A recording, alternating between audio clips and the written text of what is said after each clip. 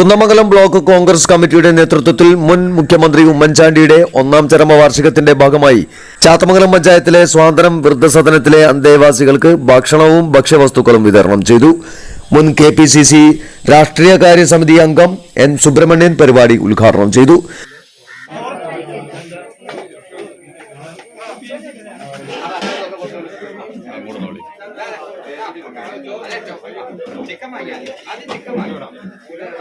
Block Congress president വളപ്പിൽ റസാഖ് അധ്യക്ഷത വഹിച്ചു.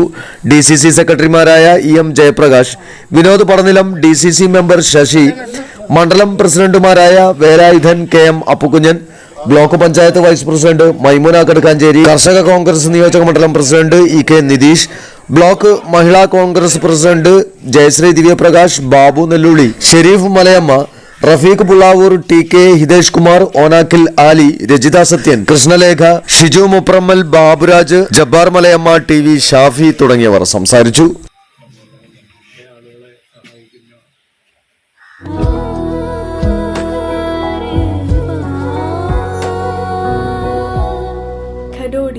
Golden diamonds, Mavoor, Poovattuparamba. കൂടുതൽ വാർത്തകൾ ലഭിക്കാൻ sport media YouTube channel subscribe ചെയ്യുക. വാട്സാപ്പിൽ ലഭിക്കാൻ സ്പോർട് മീഡിയ ഗ്രൂപ്പിൽ ജോയിൻ ചെയ്യുക.